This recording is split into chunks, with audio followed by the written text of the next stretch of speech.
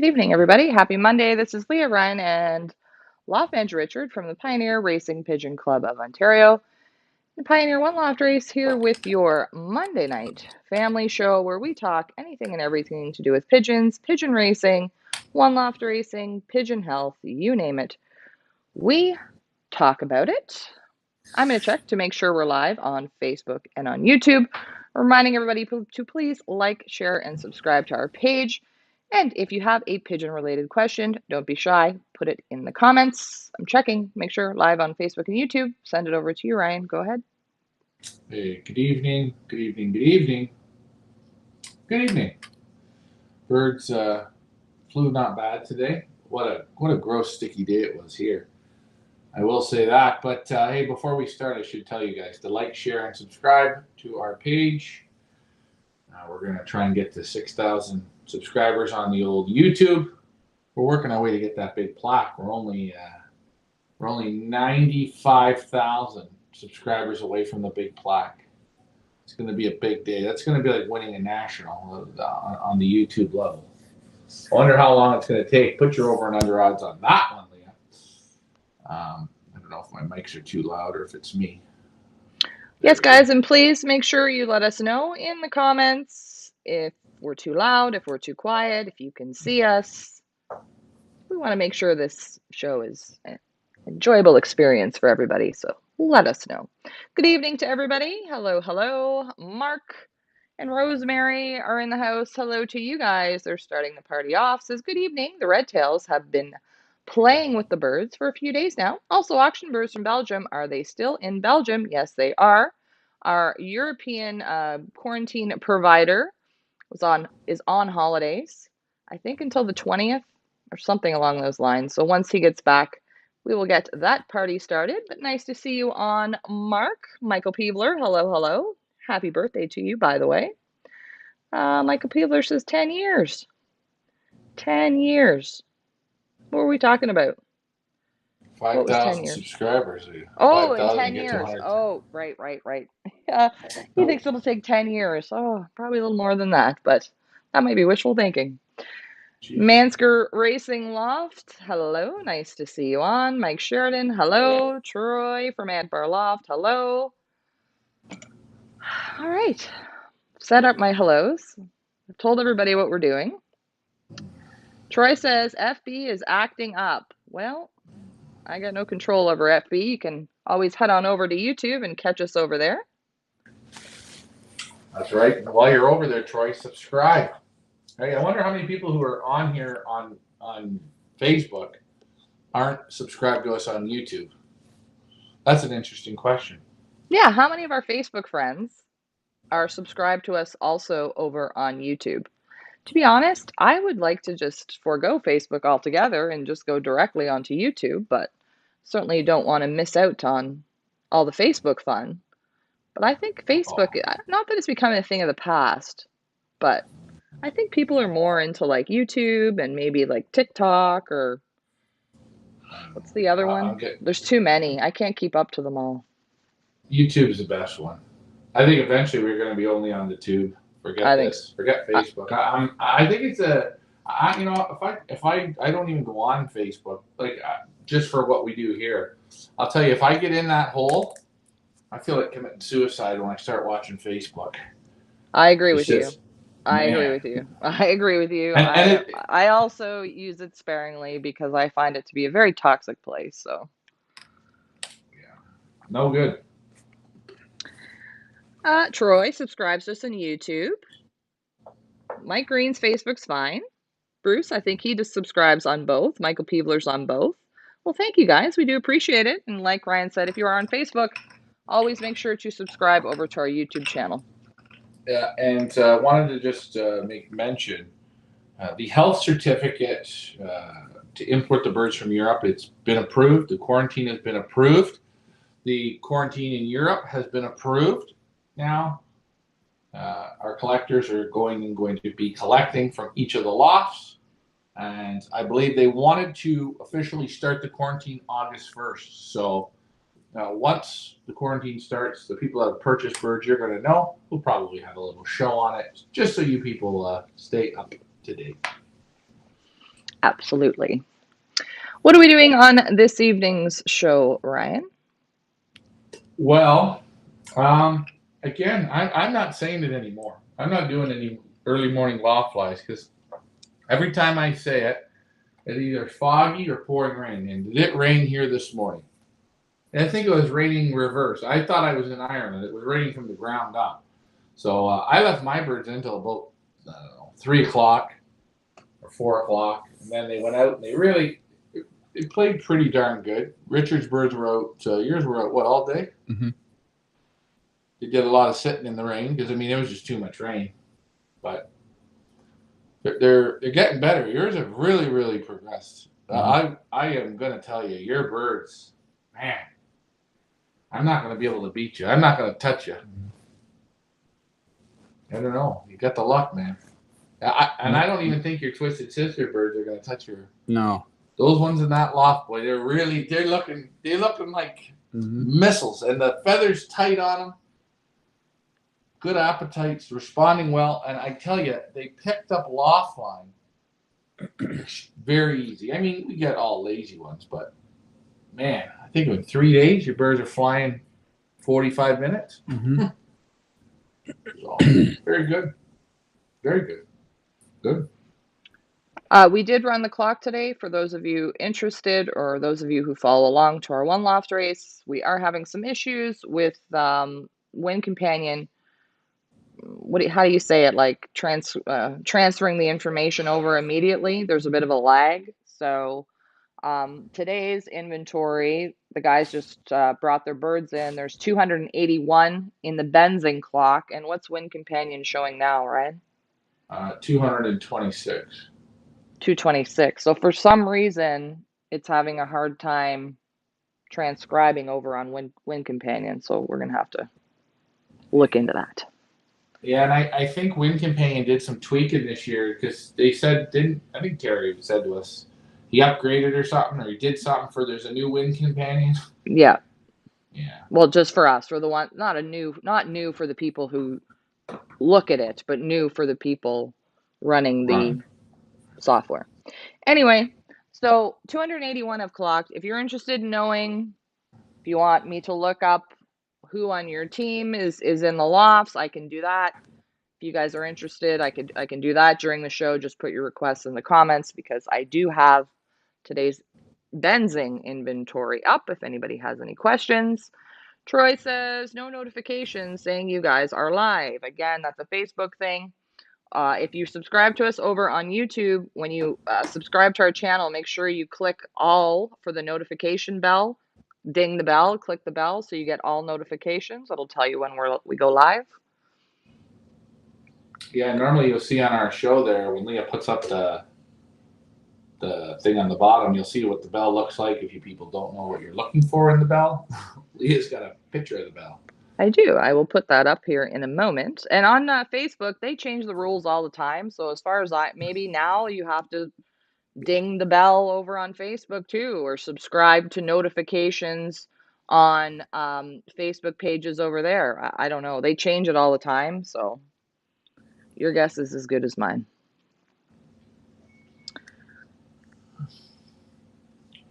All right. Well, quite good. Yeah. Also tonight we're going to show the auction birds. We are going to run a hand inventory because, as we said, there's a few chips we got to make sure is right. I think we got another auction bird back, which is good. And the list is going to still go like this because birds disappear here and they come back. They go rambling. They disappear. They come back. Hey, like for instance, today I went in the loft and I thought the chocolate white flight from Jay-Z, I thought his was one of those numbers that wasn't working and his electronic chip's off. So either it fell off or he went into someone's loft and he took it off. Who knows? You never know. But that one from Jay-Z, the 8313, it doesn't have a chip. So that's why we have to get everything ready for August the 1st. Absolutely. Ronald Eats over on YouTube says, could it be apple cider vinegar mixed with the water that is being attributed to their advanced recovery, because as people who are watching, and as I'm sure as you and Dad will say, they have improved greatly over the last week or so. Is it the apple cider vinegar? I will. I will say, because I've been hard on him about apple cider, but I have a vet. I wouldn't call. He's not a pigeon vet. He was a pigeon man. He's a friend of ours. He's great. You can take. I took Leon, the blind cat, to him. He doesn't charge me. He's a real straight shooting guy. He doesn't give you bullshit. He gives you the best that he can give you. And he was talking about apple cider vinegar, and I said, "Well, from what I've heard, it does nothing for the insides of the pigeons. They can't drink enough of it." And he said to me, "The only reason you use apple cider in the water is to kill E. coli and salmonella." And I said, "Come on, you gotta be joking with me." And he said to me, he's this type of guy. He says, "If you have rotten chicken, it's gone sour. He says, wash it in apple cider vinegar, cook it, and you can eat it. He says, you won't get sick. The apple cider eats the salmonella, E. coli, it eats it." And he says that's his only reason for putting it in the water. You know? Interesting, eh? I like the guy a lot. I like how he came at it. And he said, I wash. He says, if I think I got bad food, I'll wash it in apple cider vinegar. Then I cook it. Then I eat it. And he's that type of guy. So I would trust him. I'm going to try it one time. I'm going to. So what are you guys attributing the recovery? What do you guys Um, think it is? I think the magic water, as we're going to call it, it went into Ricky's loft and just tightened them like steel. I think mine. I think mine are 75% like steel. I don't. They're not still at 100. They're close. His are pretty steel. And you're using apple cider vinegar. I'm giving mine a worming. Mm-hmm. I gave them a worming in the water. Again, I'm trying. I find my birds are drinking still too much water. And you'll handle some of mine here tonight. Mm-hmm. But and you notice you went into my loft today and you said, looks like you don't feed your birds. Like they're that hungry. Mm-hmm.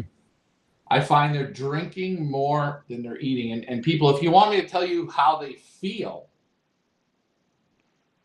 Leah, you know when you drink maybe a big glass of iced tea on an empty stomach, Yes. or you drink a glass and you pour this much more and you drink that, Mm-hmm. and maybe you eat a little bit of food, you have a half a sandwich or something, but when you move, you feel that water in your stomach, that slosh. Yes. That's what mine are slightly feeling like.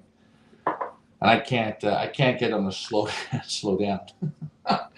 Don't take them to a bar; they'll drink me out of the bar. Ronald said that the doctors on Facebook recommend it to humans for gut health, which, yes, I think Bob said that as well, did he not? Something about when you go to Mexico, what did he say? You say it, Ryan. Uh, he says that you just take an ounce of it every day, but I'll tell you, if you take an ounce of it, and Richard, you said it, by the fourth day, you don't want to do another ounce. I'm telling you, you can do shots of any kind of liquor. It seems like you can get it down. But you do shots of apple cider vinegar. Leah. You know the people you see on the Facebook and that, and they get the bottles of whiskey and they chug them. Yes. Yeah, I like to see them do a bottle of apple cider vinegar. They don't have the stomach to do that one. It's probably, there's like weirdos out there that eat lemons. So I'm sure there's probably weirdos. I mean, there's people out there that eat styrofoam out of your couch. So I'm sure there's somebody out there that loves the taste of apple cider vinegar. Ronald says, could be the reason for tighter droppings. Do you think that the vinegar has anything to do with tightening of the droppings? Loft Manager Richard, you use it a lot. What do you think? I don't know. I think You got to use it every single day, every day, year round. That's it. Yeah. That's it. I think that, the tighter the droppings depend on how much liquid you're drinking as well. I think. Your birds are very even. you see it every single day on your board. Mm-hmm. Now, I do notice your birds are coming over to my board a lot. I don't know why. Mm-hmm. So maybe, but I mean, hey, I did the whole dinner there. My birds did a whole, at dinner, they did 7.5 liters of water in one feeding. Wow. Like, just still too much. And they were out, they're outside, they're flying, right? I changed the water, put it in the loft. They had drank that whole drinker down. I don't know. So Mine drank about 1.5 liters. Do you find, with their food? Dad, that they're drinking more than normal or no? Not mine, no. Mine only drank about 1.5 liters of water. And all your lofts around here that you're taking care of, they're not drink. You're not saying. I'm the only one saying they're drinking. Very interesting point. We showed it last night. We showed the pigeon with the head twisting. Mm-hmm. Sorry for people who didn't like that or whatever. Oh. I went to Bob's there. I was talking to him, my guy, my buddy, the vet, and he said, "Ryan, you know what the number one call I'm getting?" And I said, "What is that?" He says, "People are looking for PNV vaccine real bad." He says there's a lot of pigeon guys with a lot of head twisting going on. But it's too late now, boys. Yeah, you're in the, what do we call You it? got her now. But I know some people, I know a lot of people, including ourselves, they vaccinated two vaccines for paratyphoid, and you're still getting birds come down with it. And I was told by Bob, the first and the second, the booster, that's all you need. If you do a third one, it's a total waste. A total waste, he said. He did say it doesn't, it's not 100% because nothing is. But he did say it does, he found it does spread real easy. And it can spread just by what we call the wind. And this year I found it worse. This is one of the worst. Well, this is the worst we've seen it in a couple of years. Real bad, real bad. And I've seen it with old pigeons, real bad. I've seen it right now. A few late breds in the nest, and they're 4 days old. And you see them sitting in the nest with their head like this. Oh. And about 2 days later, they're stone dead. And it's funny. We have no problems with certain birds, but even we got those 2 out of the Siegel that are going to a guy. Mm-hmm. We showed them the other week. What do we notice today? One of them, bang, head twisting. And this bird lives in their own section, no other birds. Mm-hmm. How does it happen? It's like Bob said, it's the wind. And if I can just interject here, we're going to get to the comments and the questions. But, I think you had said, you're apologizing, you're sorry to the people last night. I think it was last night or maybe it was the night before because you showed the pigeon for head twisting. And I'm certainly not going to get in a soapbox here at all because I'm just not in the mood for it. But I'm not going to apologize for that. And I don't think, Ryan, you should have to apologize for that. I think it is important to show people because there might be people out there who've never seen it before, don't know what to look for, don't know what the signs or symptoms are, and you're doing a service, not a disservice. And it's okay to say that these things happen to pigeons. It happens. If you're going to be in this sport, you need to come to the realization that racing pigeons, like humans, get sick, things happen to them, they hit wires, they get lost, they get illness, they die. It happens. It's part of the sport. And to apologize for it is wrong. And for those people out there that are going to take your openness and use it against you and say, which I've heard through the grapevine, all your lofts are sick, all your property is sick, you got sick, sick, sick. They want to use it against you. Let them use it against you. I think what you're doing is a great thing for those that don't know. It's a great education that you're showing them, and keep doing it. Oh, thank you. Well, yeah, and that's, that's why we show it, because there are people they just don't know what it is. I have one question. This is the first I heard of this right now.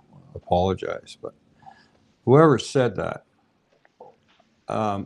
Nobody said it. no, somebody said something about Nobody it wasn't right that you showed it. No. Need apology? Nobody said that. What's this all about, apology then? Jesus. Okay, let's just move on. No, Let's I just want to move bring this on. up. No. We're not going to go on about it. I'm just saying, Ryan is good enough to show everything, the good and the bad and the ugly and the whole in between, because we're trying to be honest and transparent and help people.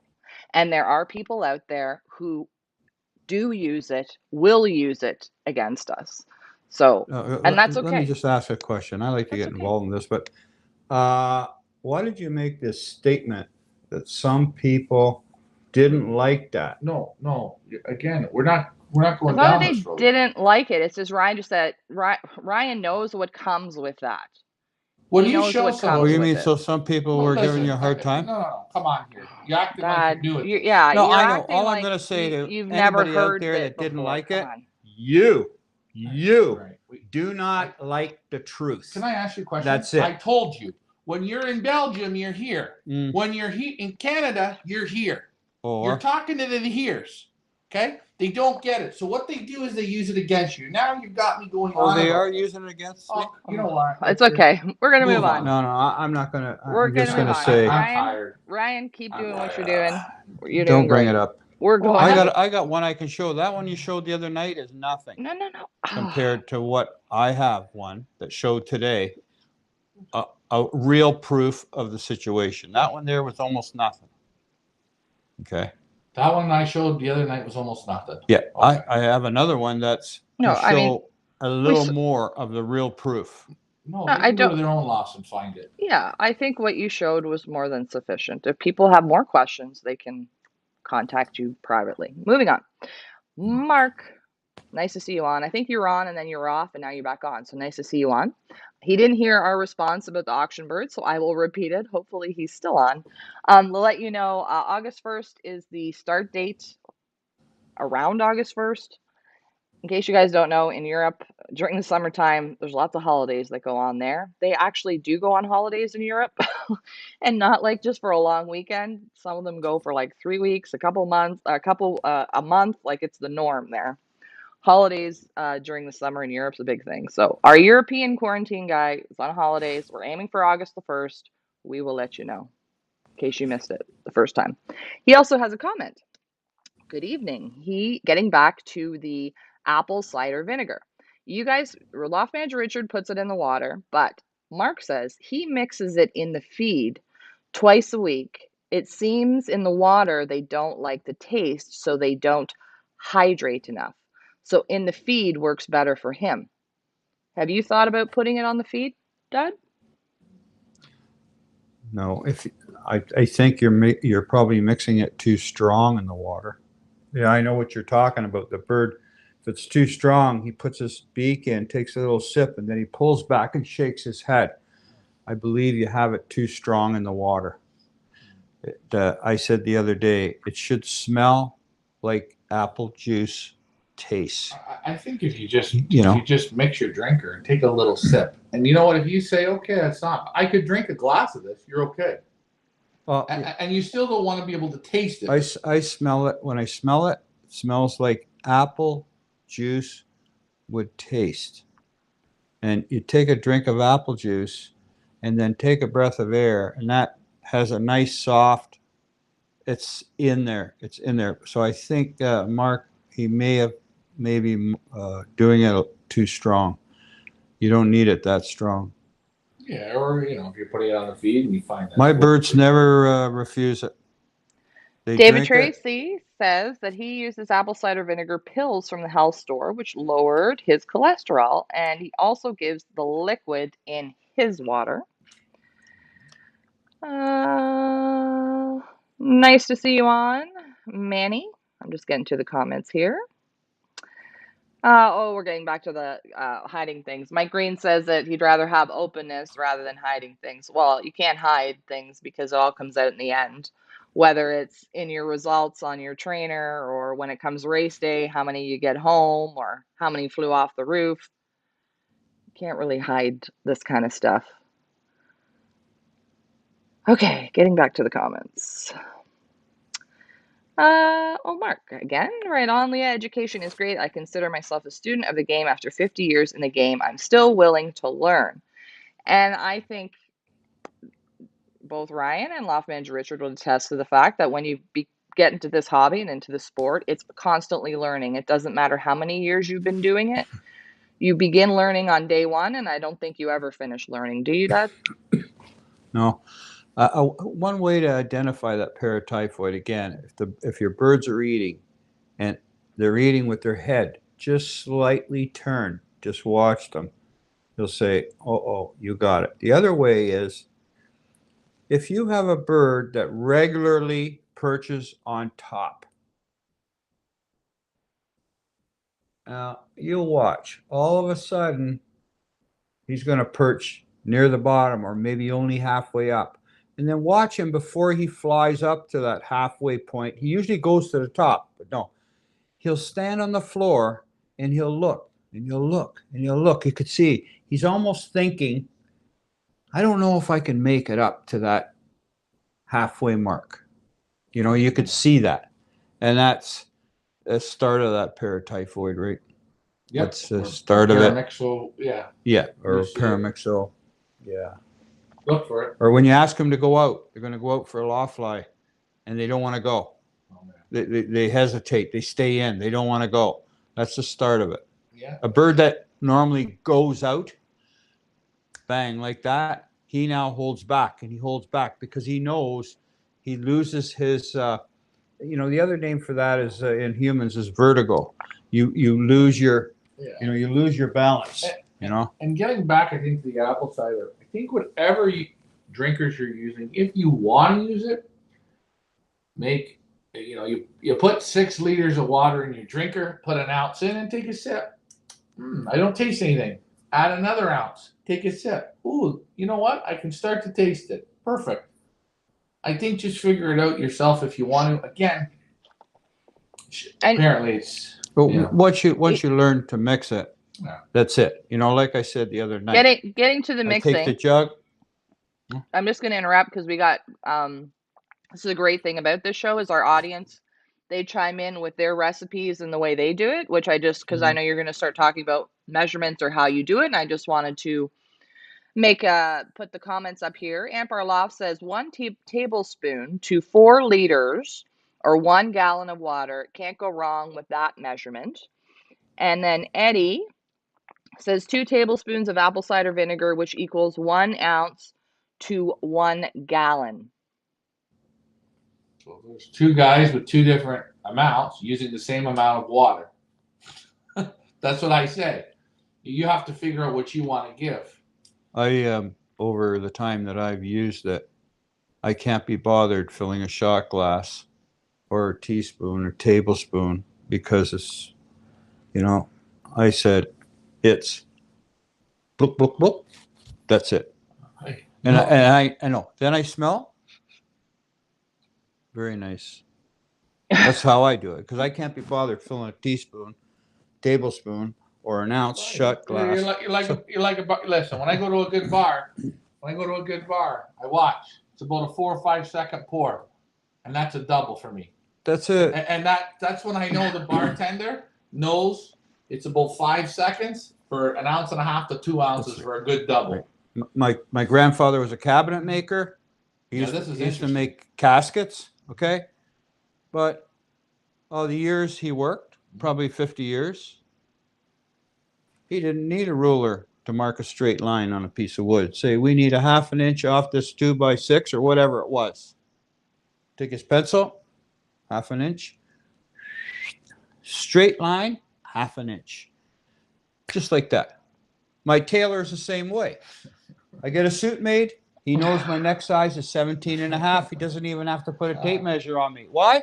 He's been doing it for 50 years. So once you do it enough, you say, hell with the tape measure. I know exactly what it is. Hell with the ruler. I can do it.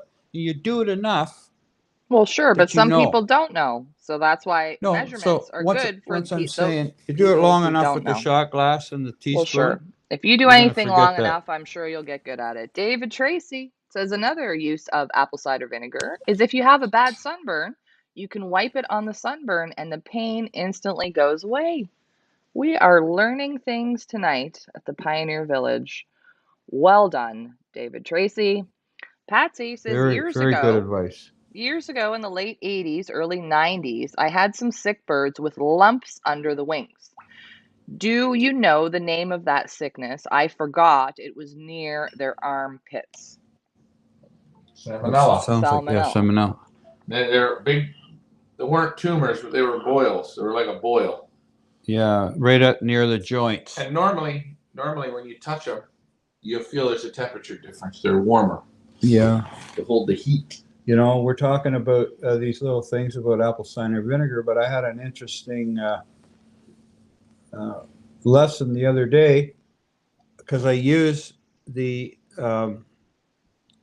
mouthwash, Listerine mouthwash, the gold, and I have a bird bath out here that my birds, my cock birds, the old birds, they like to go and have a little bath in it. And I take the garden hose with pressure and I try and blow the slime out of it, whatever, algae, mildew, crust of slime, whatever.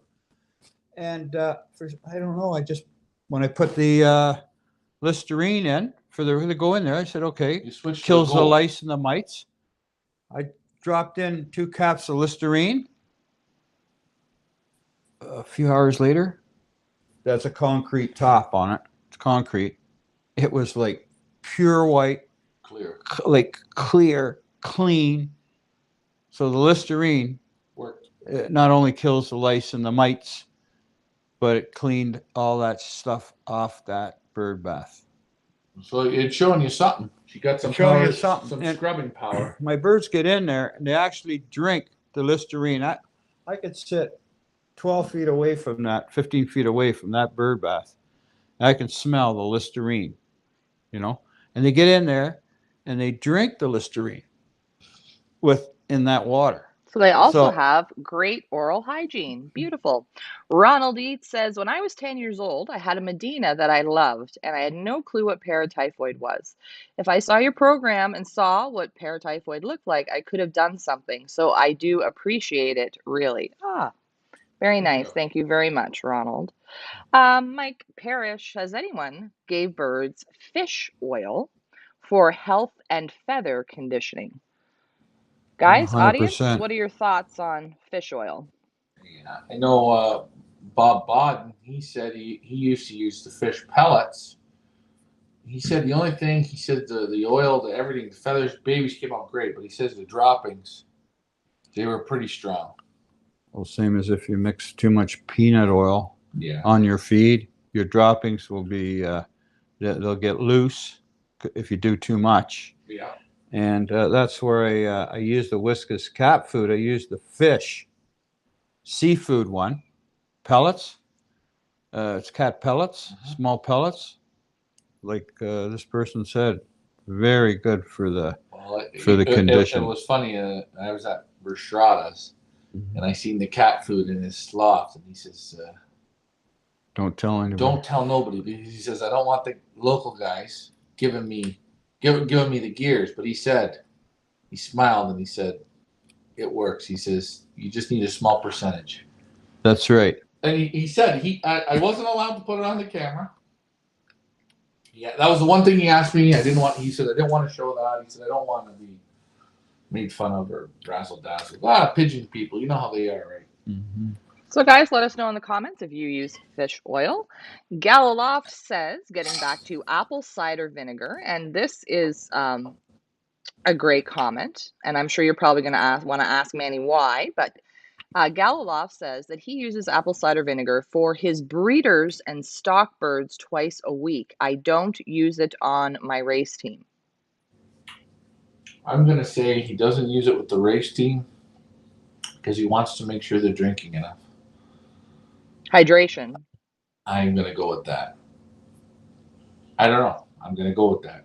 So let us know, Manny, in the comments. Why do you only give the apple cider vinegar to the birds, the breeders, and the stock birds twice a week? And why don't you use it on your race team? Well, let us know in the comments. Michael Peebler, have you used cod liver oil on your food? Yep. I'm not on my food. Yeah, I know you can get the tablets of cod liver oil. Yeah, we used to give cod liver oil tablets. You see the little those. Yep. I don't. We go to hemp oil. Rita, hello. Do you mean apple cider vinegar or fish oil? Thanks. Okay, so now we're talking about two different things. So I'm not sure what Rita's talking about, but maybe she's talking to somebody in the comments. So, Rita, if you want to clarify your question, or maybe you're just chat with somebody in the comments. Eddie says some say you must use the apple cider vinegar with the mother in it. I'm not really sure. Oh yeah, isn't there some brand? I think I have it in my fridge where it says something like Mother's something or other. Yeah, it's Mother's. It's more expensive, and it's hard. I can't find it around here. I use Allen's apple cider vinegar. Yeah, I don't know. I don't know. Again, the only reason why that interests me was he said it'll get rid of the E. coli and salmonella in the water. And it's very good for humans because it's supposed to lower the HP in your system. You should take a shot, 1 ounce a day, Okay, but every day. But this is where I'm getting to this, and this is a great. If you take 1 ounce of it, when you take that 1 ounce, that's hard on you. You go like, wow, I hate it. I am never going to get, if I need a half a teaspoon or a quarter of a teaspoon to get into a pigeon, I ain't never going to get that into the water because the water is going to be so strong the pigeons aren't going to drink it. No, you don't need to make it that strong. Wow. My pigeons drink as much water as they want. My pigeons never turn away from the water with apple cider. I just put it in. Yeah. I don't put it so they come back and start shaking their heads. If I do it a little strong, they will do that. But if I make it just right, they'll drink the water as much as they want. Whenever they feel like it, they'll drink it. They'll never dehydrate. Graham Moore says, I see Canada won the African Pro race and third as well. Don't know. Did you know that, Ryan? I've not been following along. It was some sprint thing. You know what? I'm not 99% of most pigeons that win the sprints, you don't see them when it's time to shine. I don't know. I'm too busy to follow other. Yeah, but congratulations, whoever won. Thank you for letting us know, Graham.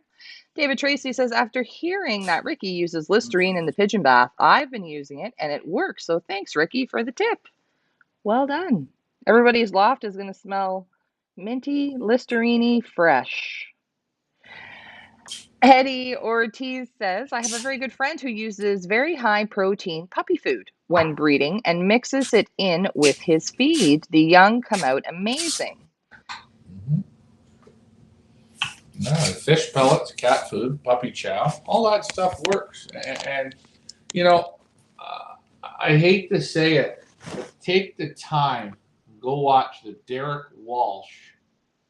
Sit down. I think it's the interview or the loft tour, one of the two. And he tells you how he makes them eat the vegetables, but he doesn't just make them eat the vegetables. He soaks the food in the vegetables, and he doesn't buy any of these products from these pigeon stores. He's giving it to the birds. He makes it fresh multiple times per week, and that feed goes through this and soaks up all the sludge from the vegetables. And unbelievable. Maybe some people don't understand what you mean, soaking them in the vegetables. So he takes the vegetables, puts them in a bathtub, and then soaks them. You gotta watch it. How do you explain how he soaks it? He takes the beets and he chops them up to nothing. With a blender? With a blender with a juicer. He juices. He juices. Like a juice weasel, they call it? A juice weasel. Yeah. And he goes and he says, I go and I look for the hardest vegetables that are there. A juice, they got some beets, they got kale, they got lettuce, they got onions, they got this. You run it through the juicer. All that juice that comes out mixes it through the feed. All the pulp mixes it through the feed. They let the feed sit for 24 hours. And he says, I tell you, it doesn't look very appetizing. But he says you start giving it to those birds. And once they get used to it, he says it's unbelievable Well, what if you I get can out of just it. interject here, I know when Ryan, we went to go visit Gerard Koopman, he gives them the carrots and cheese. He's got some kind of dicing contraption where he just puts the carrots and all the fresh veg in there and it dices it up really fine and he mixes it in with the feed. It's amazing. Yeah, he does the sheep's fat. And he, like he said, if you want to keep your pigeons in the perfect weight, you always have 3 to 5% carrots in the mix. When the carrots are still there, the food feeding ends. Now, does he wash them carrots off before he puts them in the blender? I didn't waste my time to ask that question. That's not a waste of time. You could That's a if you good want. question. You could peel them. I don't know. No, does he wash them off? No, I didn't know. I didn't know that was a question. But you know what? I should think because guess No, what? because the other day I Yeah. had a lime and I put it in my drink, and after I drank, I took and ate the lime out. I could taste the spray that they use to kill Like whatever on the lime. Like I You can said, always go you organic. Oh yeah. choose to wash them. You guys listen. You make your own concoctions. I'm Why not don't here you to tell you how to cook. plant your own carrots and then you know exactly there's no pesticides in them. There you go. Like I heard, it's very deadly. They have different sprays for apples, oranges. Mm-hmm. Right. Now, if you eat the apples with the spray on, that's okay. But if you mix the apples, oranges, bananas, they all have different chemicals. That's the worst for your And body. you want to know that's why I'm the way I am because my parents fed me those kinds of things. No, that's the truth. Yeah, thanks. Okay, moving along. Mark says apple cider vinegar is for intestinal health. Since using, I have never had birds go light. So Mark is a believer in the old apple cider vinegar. Mike Vandriak, Jesse Saguna won the African Pro. Jesse Saguna, is he from out west? I don't know who is that. That name's not familiar. Never to me. heard of them. Anyway, Never well heard. done. No. Moving on, Mike Vandriak, certified brag raw apple cider vinegar is unfiltered, unheated, unpasteurized, and 5% acidity. Contains the amazing mother of vinegar, which occurs naturally as strand-like enzymes of connected protein molecules. Mike, Hold on. that's beautiful. Hold on. I That's think nice. if I was getting somebody to write a feel-good message board, Mike is my guy. We're going to hire Mike. When I heard that, I felt like I was walking in the loft in my Crocs. I stepped in a little bit of cat shit and it still come out good. Mike's saying what's in that apple cider to give you some advice. Yeah, it's very, very the good. real story about What it is. I took Yeah. it for what it was. It was I romantic. think it's great. Yeah, I think I didn't know that, and now I know. Graham Moore says African Pro won Loft race, and in the first race lost half of them. One Loft racing ain't easy. You said it, Graham. Whoa. Let's go back. Oh, now we lit a fire. On that note, I'm gonna go grab a pop. I'll be right back. You just heard that. Went to the first race and dropped half, eh? Ricky, pass it to me, boy. Look at that, eh? Pass what? Oh. There you go. Why do they lose half? Africa Pro. I told you. Sounds good. 9 weeks of racing. Sounds good. Beautiful lot. Sounds real good. And I'm a fan of everything they're doing. Sounds good. Sounds real good. But I will tell you something. Only the people know who look at the pigeons, what they're getting, what kind of pigeons they have. Can the pigeons do it? And what you see, and they dropped half the pigeons. Pigeons aren't ready to go. Pigeons aren't there, not ready. And everything they did with those pigeons, I would take it as I wouldn't believe every beautiful looking video I'm seeing. Reason being, even in Africa, they seem to always let the birds go in these fields. The only problem with the fields where they're letting the birds go,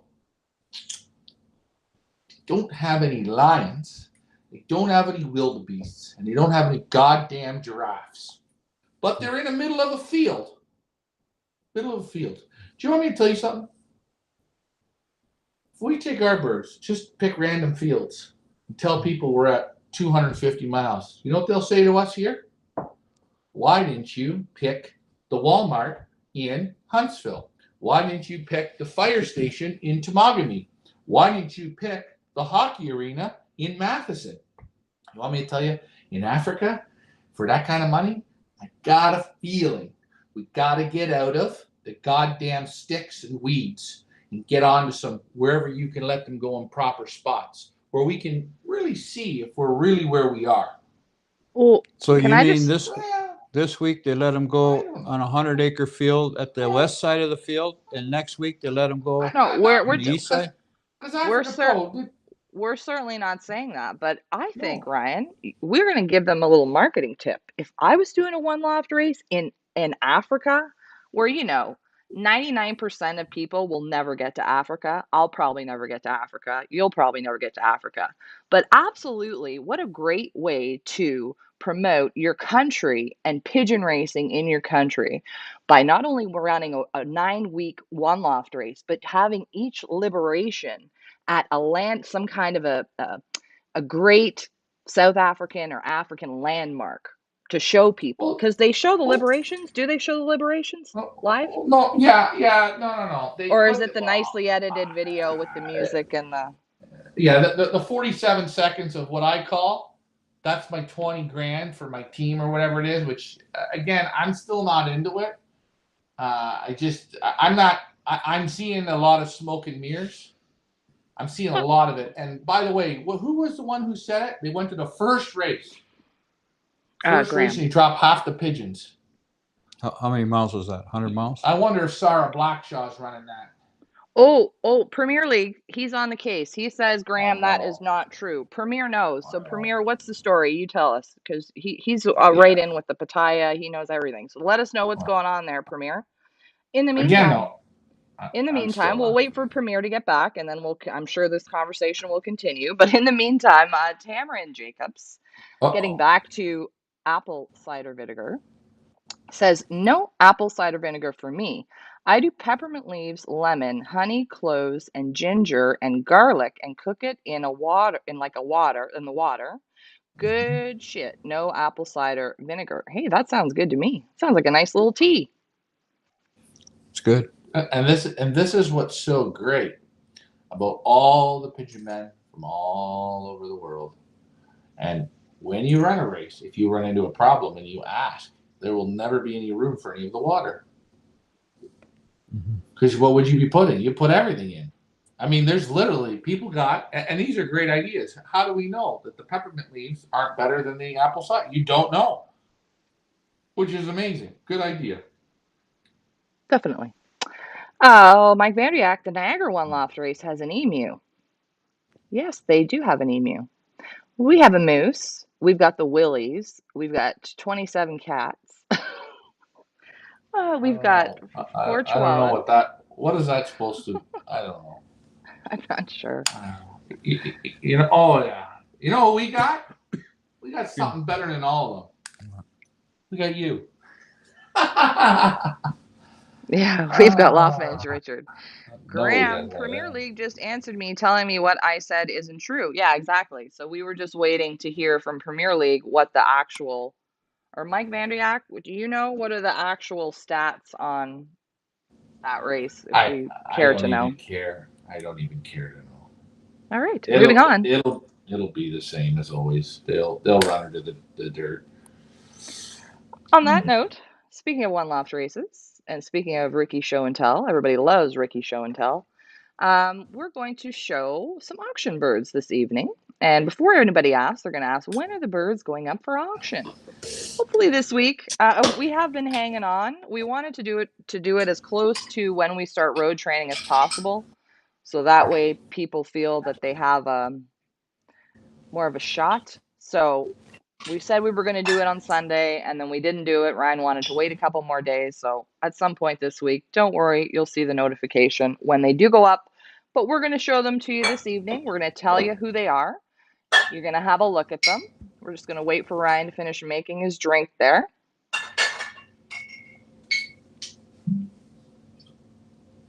Oh, Premier League. I'm not in with Mattia. I follow all One Loft races. Yeah, no, I didn't. That's what I meant. Because you seem to know about One Loft races, and I used Mattia as an example. Let's not get it twisted here. I didn't say you're in with them. I just said you know about them. So, and I know you do follow them. So that's why I had just said maybe you know and you could let us know. That's all. All right. Amber Loft, Africa Pro had 200 plus backs on the day from about 1,000 when I checked. Ooh. And it's their first race of the season? Well, you know what? It happens. How many kilometers did they go? I don't know. The first race. They do it in kilometers. Probably Kilometers. Probably 150 kilometers. What, Africa Pro? Yeah, the first race. Put the nice song and music up. How many birds did they drop? No, well, they had 200, I think, on the day. Wait, out of I got 1,000. stats. Is Tamron from South Africa? She said, I can say South Africa is good for pigeon advertising. Are you from there? I think it's a great place. I'd love to go there. Okay, Graham, 986 birds entered, 369 timed or clocked on the day. How many? How far? How far was it? How far was it? What was the speed? We're getting Graham to get all the stats. We'll wait for him to respond. I'm gonna tell you, I how far? Well, it's the first race, so come on. What are they at? 200 kilometers? What is that? 150 miles? 200 kilometers, 120 miles, 126 miles. Whatever it was, I'm gonna tell you, I paid 20 grand to get into that. Wow. Yeah, wasn't what I'll say? 15,000 or? Yeah, first thing I had to send a resume, so I had to have somebody judge what color, how good I was a flyer, and then they took that down because guess what they realized? Who really has any real one lot? Like, what is this about? I don't know. Oh, that was the resume. I think it's great. resume. You know what? Anybody who wants to sign themselves up for this roller coaster ride, I wish them the best of luck. I just would think that they would be able to do a little more to promote their country, to promote the flyers in their country, to give the world is watching, and I think it's a great opportunity to do that. And I personally feel they missed the mark, but that's just my opinion. Anyway, moving on. Yeah. Moving on. Great idea. Tamron is from South Africa. Good job. Awesome. Mike, oh, wait a minute. Mike Vandiak, before I get to that comment, I'm jumping around all over the place here because the comments are coming in. Graham Moore says 240 kilometers. That was the distance. Hey, that was the first time they went in the basket. There you go.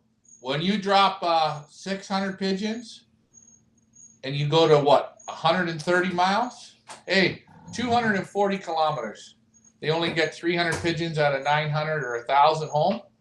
Would you say to me, Richard, that was the first time in the basket? I would say about the first time in the basket. They were at the local zoo doing the training, and I'm for Africa, but I will say one thing: they sure really, with all those. I think without the editing of those videos, I think they got to show me real 20 grand worth of singing and dancing. I mean, I don't really want to make this about that race, but you know that I got some issues about how it's run and what you see and who's actually racing the birds and who's actually. Okay. Are you done now, right? Good. Well, I was just giving you $20,000 worth. Anyways, good race. You know what? They'll work their kinks out. That's the first time out, and you know what? That's the first time out. They'll get better. Hey, what they got left that came from there, that'll finish. I've just seen some of their promotional videos, and I just have a problem with the white men in the ivory tower and the other men actually in the loft doing the work, and it just bothers me. There's something about that whole image that just bothers me, and I don't know. It's not my jam. Anyway, somebody else. Oh, Mike Vanderyak had a good question before we show the Pioneer Master Breeder auction birds. Special little group they are. Mike Vanderyak, this question's for you, Ryan. Why was I the don't know, program sir. why was the Pioneer One Loft race program changed from 8 weeks to 8 races in 4 weeks? From, it was 8 weeks, like the last 2 years that you successfully completed. Remember those 2 seasons that you did from start to finish, where we raced 8 weeks? Actually, I think the first year we did 9 weeks, didn't we? No, first Actually, year we didn't. did 8. Yeah. The first year we did 8 weeks, and then the second year we did 9 weeks. Why did I change it, Mike? I think you already know the answer, but if you'd like me to say it for you, Mike, my birds just need a bit more time. And you know what? I figured it out. I'm not really flying against any combines, and I've really got not much to. The birds need the time. That's the main thing with the birds. It's not me. You know what? In 3 weeks, I can have these ready to ground and pound. We're going to drop a whole whack of them because they're not ready. So if I play God, I can be ready for the first race, and I can fly beside the combines, and I'll have birds that'll compete real well and get to the end. But we're going to lose some birds that aren't ready. And you know what? I've done it for 2 seasons. You're not doing it in a month. You're doing it in 5 weeks, aren't you? We're going to start the 9th, and we'll be done by October the 7th. And we also decided that when birds are in condition, this is very easily managed, because the first race is going to be 93 miles. When birds are in shape, 93 miles is absolutely nothing. Yeah, the second race is in the end of that week is going to be 113 miles. That's absolutely zero when birds are in good shape. Yeah, and then the next days race later, they bang them off to 160. Right. Then bring them. Then you take them. Give another 3-4 days off. Take them to 220. Then drop them back to the next one, back to 113. And the races are going to be reasonably judged. Like, the birds aren't going to be going at let's say 113 miles with a 15 mile an hour headwind and 95-degree heat. When those birds come back, we're going to see they're going to have the time to recoup. To recoup. They're not just going to say, you're going on Monday, then you're going again on Thursday. If they're not ready for Thursday, they're going to be held. Yeah, well, we're right. Mike, it's okay. They're going to get more races than anyone flies around here. And again, I hate to say it, anybody in our area that wants to come and compete against us, it's absolutely free for you. Because I got no problems going head to head against anybody or any one loft race. Anyone. We just have to make a little adjustment, because you know what? I'm getting scored against everyone else, and no one else is doing really much of the work. Well, I don't know. And I'm getting scored on it. I think Mike just asked the question. Yeah, and I'm saying, no, but I'm slowing down now here. I'm playing to the pigeons. We talked about it. Ryan and Richard have been in the thick of this for the last 2 months or 9 weeks or however long this has been. They've seen the birds come in. They've seen the sickness. They've seen non-sickness. They've seen recovery. They know how the birds are handling, feeling, progressing. And we talked about it as a group, as a team, and decided that this year I'm not here to prove, Ryan's not here to prove anything to anybody. We want to do what's in the best interest of the birds. And it is in the best interest. We all decided together it's in the best interest to give them a little more time. Just like on the other one loft races, when they get to pick their days, their sunshine and rainbow days with their tailwinds, we've decided to do what's in the best interest of the birds.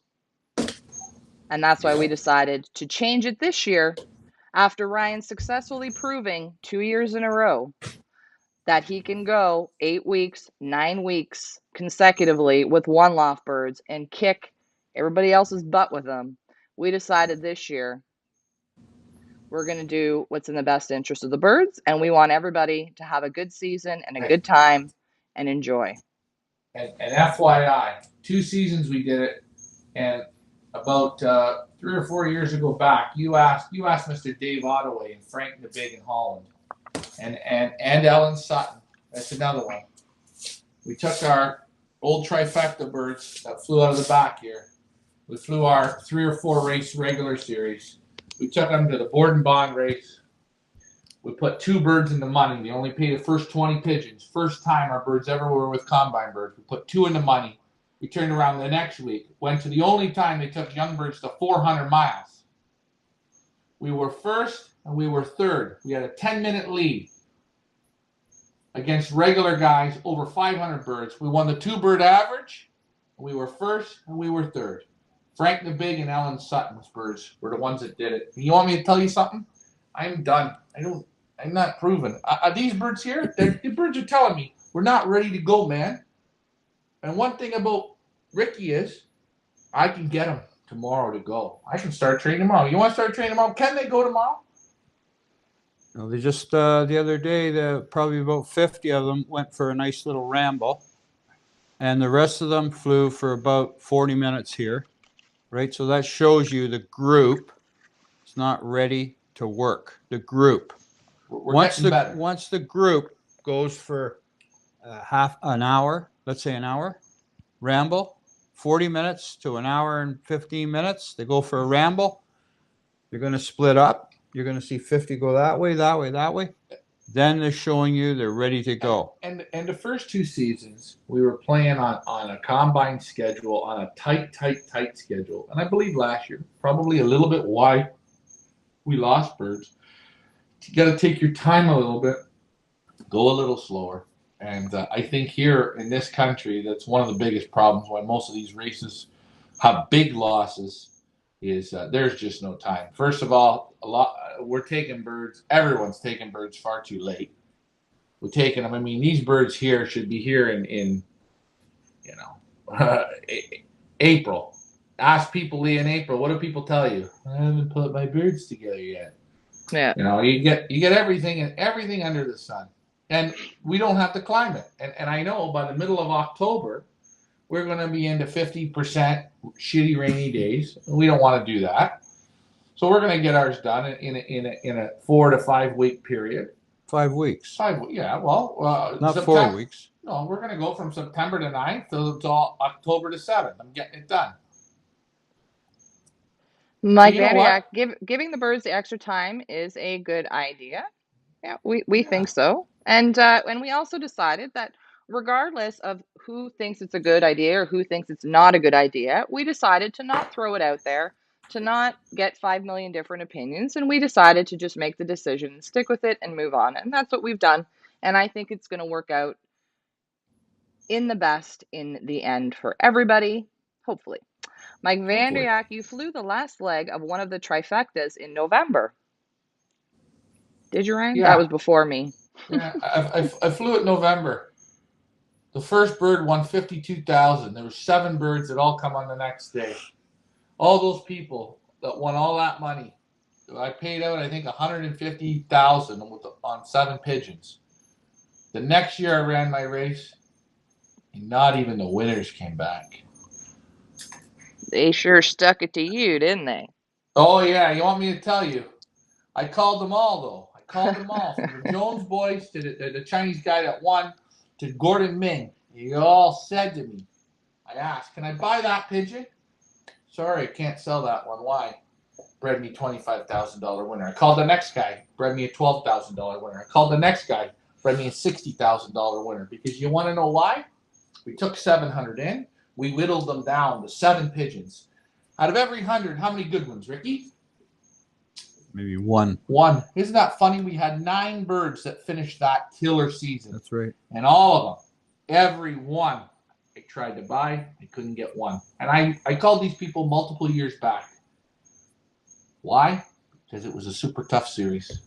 Well, the birds proved to do the job. And I'll never do three-way racing again because everyone talks. Again, everyone's got this big of a balls. But when it gets real tough, what they do is they hang you out to the weeds.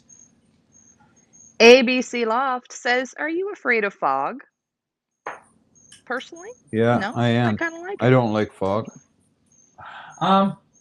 If you get the birds going, you give them a good start, and it's nice and clear, and everything's cool. And if they fly into 20 miles of fog or 15 miles of fog, you don't have any control of it. The birds make the best of what they can do. That's one thing. Yeah, you know, years ago, I remember I used to train in fog. I had no choice. I took my birds training, and I got to the spot, and there was so much fog, and I had to go somewhere else. I had to go to work. Liberated in the fog. Birds come right through, but I don't like training in fog. I know another guy that accomplished top-notch flyer in the Up North Combine. I can't remember how many years ago, 30 years ago, 40 years ago. He used to take his birds about 35 miles in the morning training, and he would let the birds up. It was at Barrie, the Canadian Tire store, in the dark, because he had to be back in the city for 7:30, 8 o'clock to go to work. And he would let them, he told me, I let them go in the parking lot. It's dark. The birds would fly up onto the roof of the Canadian Tire. He's seen it. Meant all the time. Top-notch flyer that year. Now, who even think that you would even train like that? But he said, I want to train. I want to train every day. But he had to go to work. And this is the only way he could do it. Compromise, yeah. Yeah. And the birds did a great job. I think if you drive to a spot and she's full of fog, I you know, the same thing letting them out here for a loft fly. I'm not interested anymore in that. What, In the loft fly in fog? fog? Yeah. I wouldn't loft fly in fog. No. So, if I can just interject, Mike Parrish says, "I train in fog all the time. They go above the fog and head home." Mm-hmm. And it depends on the thickness of your fog. It depends. A lot of it depends on you know how the fog is. I remember last year I sat in North Bay at 7 o'clock in the morning. It was fog so heavy, and I sat there till 10 o'clock. Yeah. Before the fog lifted. But then that day the heat started coming on. It was quite warm. And some of the other combines, they had already released. Now, I will not release a trailer load of birds in the fog. Now, some of these other combines, they got a broker that hauls the birds up. Regardless. Okay, yeah. So I'm just saying, he doesn't really give a shit. So he just, I let him go. That was it. So unless where the hell he was parked, or they were parked in North Bay, but I was parked, couldn't see a damn thing. Well, yeah, you can see that back in our video. Yeah. Well, and that is the great thing about Pioneer, because we video all our releases live. So we would really have no way of knowing what that transporter driver saw when he released the birds, because there's no documentation of it. But that's a whole nother topic for another day. Yeah. Eddie says, if the birds are not ready deep in your heart, why risk losing them? It's a better feeling if you lose them knowing they were ready than wondering if you made a mistake. 100%. That's right. And I think if you're in any kind of doubt, don't do it. That's right. Right? I think that's 150%. That's what Eddie says and what you're saying. It's the same thing. Sometimes the pigeons need a bit more time. And again, as I say, with these pigeons, we could push and be right on schedule. We could push and get on the schedule real tight. But you're going to drop pigeons that just what they're asking you for. If you're listening to them, we just need a bit more time.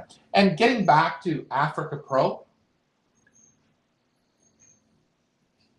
I don't know if the pigeons, they're listening to the pigeons. So they let out 900 birds. They clocked 300 from 135 miles On the day. on the day. That's pretty. I think that's pretty darn sad. Well, They should have clocked out of 900. I would say they should have clocked. First of all, from that distance, let's not even talk about on the day. You understand me? In the From hour. that distance. In the hour. Yeah. Let's say we clocked 300 within 15 minutes. And then we clocked another 300 within the hour. And then we clocked another 200 in 3 hours. 3 hours. That's it, clocked. Done. But that, to me, And from that distance, those birds were not ready. Unless they liberated in 150-degree heat with a 20-mile-an-hour headwind plus thunderstorms on the way down. You understand what I'm saying? Let's just say a handful of gazelles running by. But besides that, isn't it so funny? Or what Alanis Morissette would say, isn't it ironic? After the activation where you drop all your cash. Oh, and FYI, out of all the one loft races in the world, this is the one loft race where probably the normal pigeon man can never afford to go. This is the big dollar, big cents, big pedigreed pigeons going to it. And guess what? They sure El Crapo'd the bed. I think they need to make a good video on that one. Hello to Stephen. Nice to see you on. Mike Vanderyak wants to know Ray Crawford. I probably trained in the fog, old pigeon man. You know what? You can train them in the fog. You can train them in the rain. You can push. I've done it. You train them into the dark. I've done it. You watch me do it. It's what you want to do, man. It's how tough and how what is it? Roll the dice. I watch in Belgium. You know Oliver Lemons? He's flying those long distance races, 500, 600, 700-mile races. He's loft flying his birds in Belgium at 10 o'clock at night. Right. He's getting the eye. He's confident to playing into the dark. Right? I'm not knocking him. He's playing the way he wants to play it. I respect that. I think that's great. I'm fine with letting him out in rain. I'm fine with letting him out in some fog. I'm fine with whatever you want to do. I think you got to have the confidence. I think the loft flying is a good idea. Okay, right. I let my birds out today. It was raining. I let them out. They were bone dry when I let them out, and out they went. You let them play. And they flew in the rain until they finished. They figured they're heavy. That's it. Time to come down, and they came down. So that's good for them. If you loft fly, I don't like to loft fly in the fog, but if it's a little bit hazy in that, you get the birds accustomed to doing that, and your birds get in shape. I'm going to tell you this one. I hate to say this, but he talked about North Bay last year. Leah, you could pull it up on the results. North Bay, we held till 10 o'clock in the morning. The day turned out to be 100 degrees with mega humidity. She was bad, man. Okay? You couldn't eat an ice cream cone quick enough. And on our Pioneer truck, there was our birds, and it was then the legends from the Up North Combine. Robert Rohde, Ross Vaquero, Mike Van Kempen. Okay? Guys that are winning week in and week out on that trailer. Hold on. On that trailer. On the silver can. On the silver can. That's right. Tony Elvis was on there too. No, he wasn't. No, he wasn't. They came. We were liberated. Each one of those guys. Mike sent 60, 70 pigeons. He got 15 daybirds. Robert got 2 daybirds. Ross got 2 daybirds. Says, oh, you guys did a horrible result. All of them. What time do you train? They're up there 5:30, 6 o'clock in the morning when she's sunshining rainbows. Easy. Cool. Easy. Cool. You know what? Right in here. The birds got no fucking jam to do it. When do we train? Oh, we're crazy, right? We train 11, 12, 1, 2 o'clock, 3 o'clock in the afternoon, 150 degrees. He's hot. Train them. Work them. You build levels, you build the gears. When you go to the Tour de France, you don't train riding the bike down the hill. You train riding the bike up the hill. That's where winning comes from. And I hate to say it, but on that day last year, those 3 superstars, guess what? They really sucked it. And it showed, and I hate to say it, they sucked it. And it was because they don't work the bird. They work the birds in early time. In early time, when it gets to the tough time, there's no go. Sorry, hate to say it. Hopefully they're. I don't care. It's the truth. They're listening. If you listen, they should be able to admit that. I admit it. I I crapped the bed lots of times. I'd like to have these people come on the show. He won't. You're better. You're the best. I mean, You're the best. I mean, that could be a whole nother, because I know we got into that last year about like morning training, and we should be training in the morning. We shouldn't be training in the afternoon. We shouldn't be we should be training in the morning. Because remember, well, what was it last year? Something about the sun and the horizon, or what was that whole You know minus? What was it? It was called something. What I got is 101 ways to make excuses while pigeon racing. I liked Ulrich Lemons. I like that. He's loft flying the birds at 10 o'clock at night. I like he's trying to get to the next. He's trying to find a different level than Xavier Verstrada or Yelly Yellowmar or whoever he's competing against. He's looking for the difference. That's how you find people winning. That's how you find it, is by doing something different.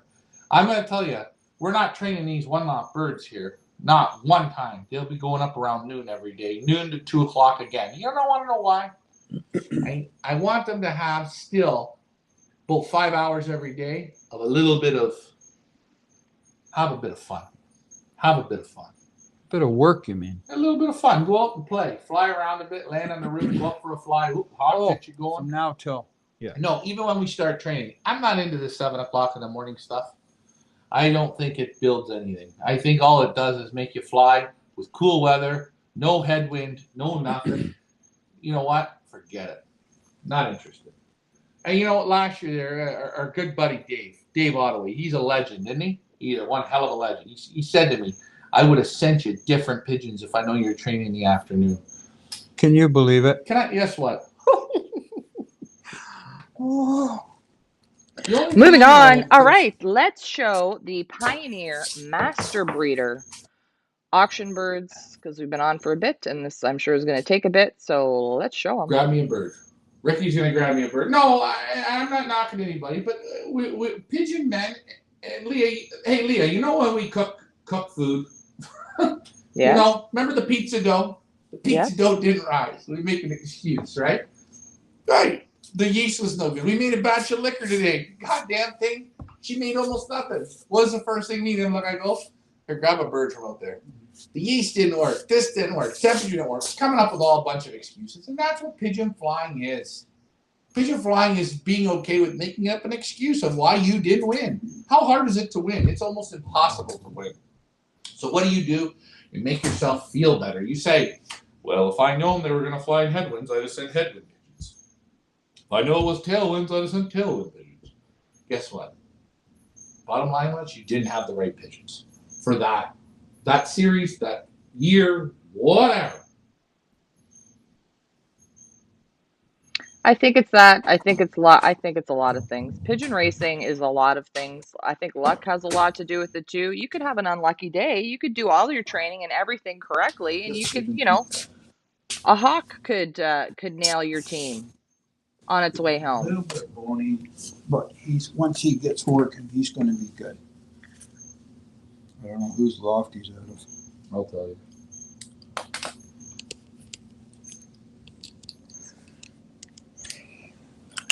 You there? Go ahead. Yeah, I was talking and then you just weren't listening, so I stopped talking. So go ahead. Yep. Who do you got there? No, I was listening to you. Okay, so who you got?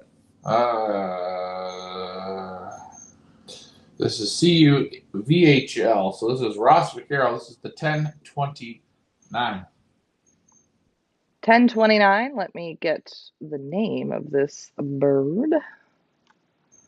This is from Ross Vaquero. 1029. Uh-oh. That's not an auction bird. You know what? This was my mistake. This is Dekine. If he's watching, there you go. That's Dekine's bird. Dekine, there you go. There's one of yours. Not Grab for me. available at auction. Let's try again. Next. Boy, you're really coming nice. Grab another bird. Mike Okay, take Vandiak, one. I sent a bird with one loft race winning DNA. You sure did. You got the name to prove it, Mike. Good old Gene. Gene. Oh no, it's not Gene. It's goddamn man. Imagine, Leah, you're at the Spelling Bee World Championships, and you get that word that Mike called that bird.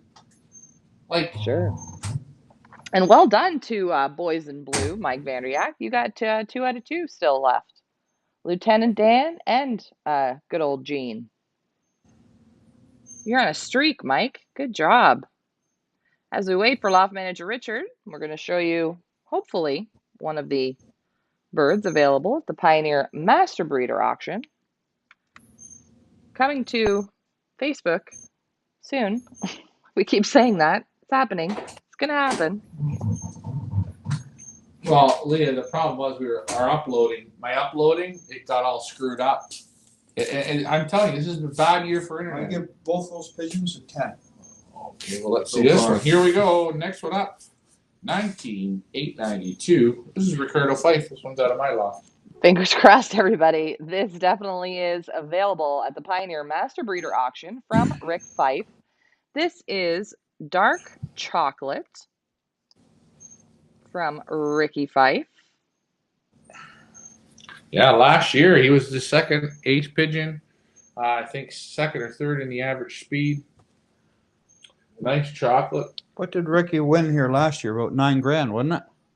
Yeah. Yeah. Rick Just over Fife. $9,000. That's Yeah. right. Rick Fife did win last year about $9,000 at the Pioneer One Loft race. Year one, he had, of course, the famous Dart, who was a sprinting machine. And Rick Fife won a bunch of money, I think, in the sprint series. I think some other people did as well with Dart in year one. So Rick Fife has done very well at the Pioneer One Loft race. And we are so thankful and super excited to have 2 available in the Pioneer Master Breeder Auction from Rick Fife that you'll be able to activate and own. And this is one of them, Dark Chocolate. Very nice. Any idea on the pet on that one, Ryan? Who it's out of by chance? Do you know? Or I'd have to ask. I know there's a bit of Sonia Vandermeulen in here. Again, there's probably some Gallo chocolate in here. Not a big pigeon. Strong run bones. Back is nice. Strip of bacon for muscle. He's got nice muscle. Nice pigeon. You know what? It's a nice pigeon. And Rick has always done well in our race. He's done well where he flies. So I would expect this pigeon to hopefully finish.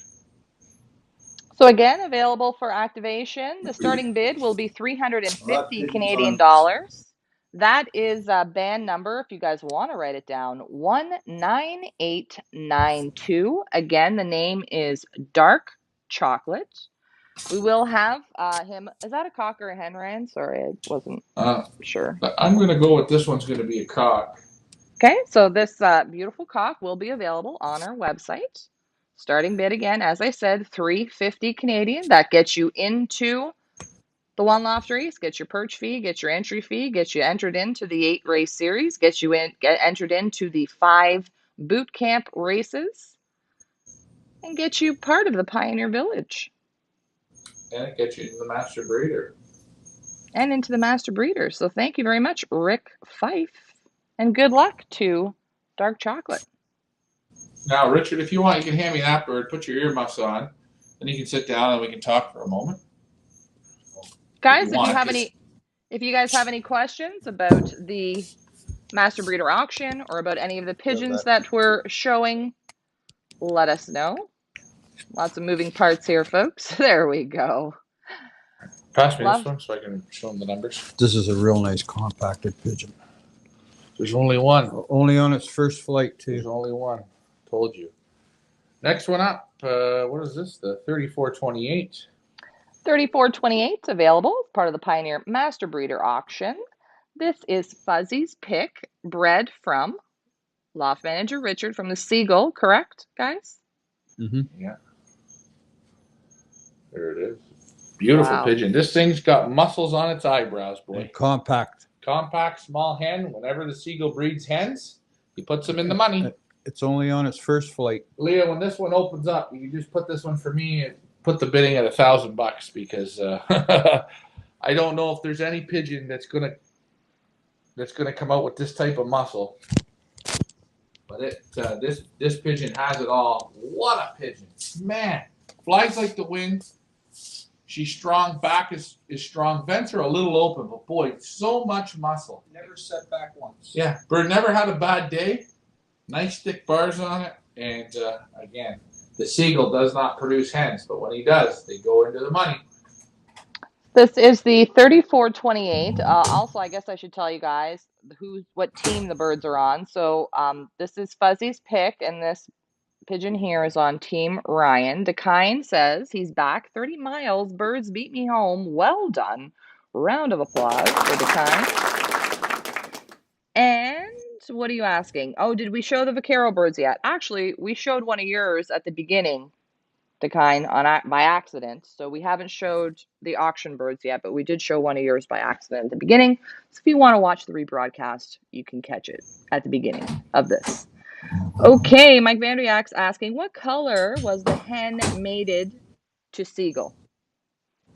2 mealies. Well, the hen's got a little bit of white on her face, just a little bit.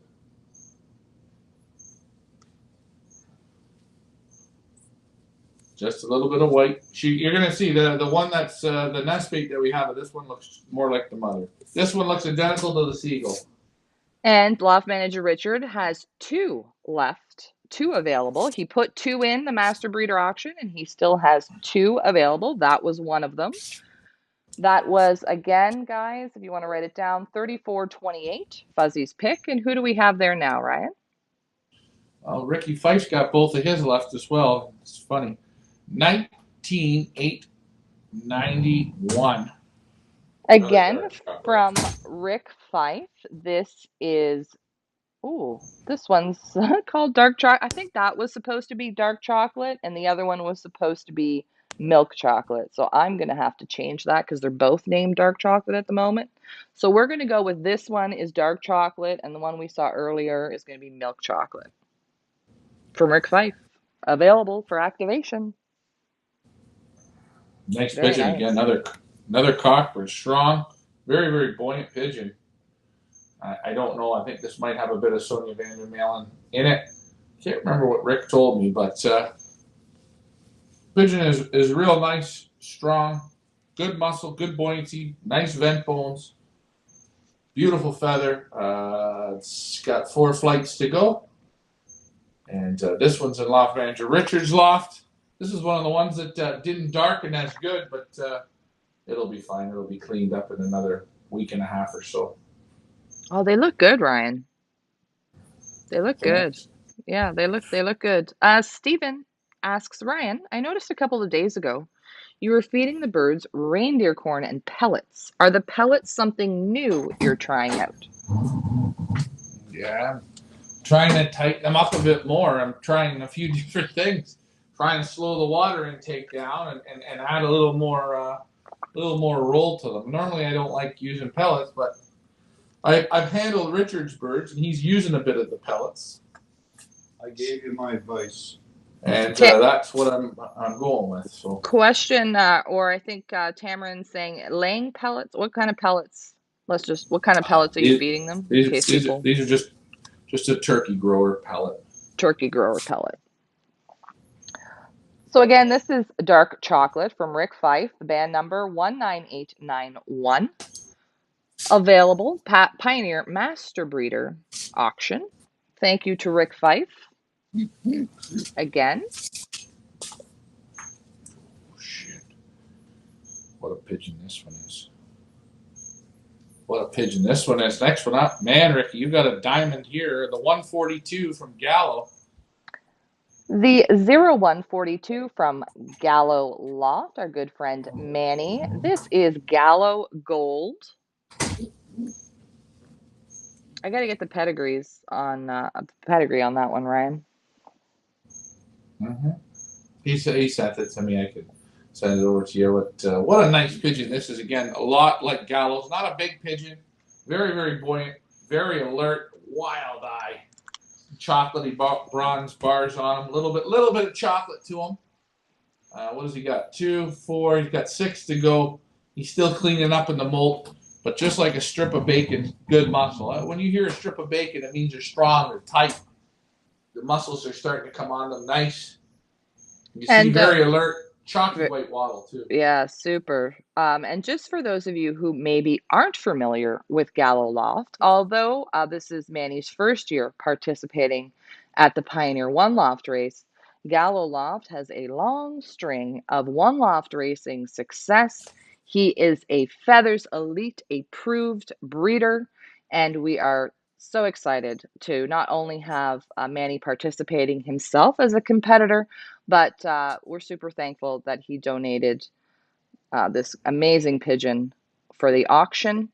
Ryan, what is some accomplishments that Gallo has won in one loft racing for those who maybe aren't familiar with Manny?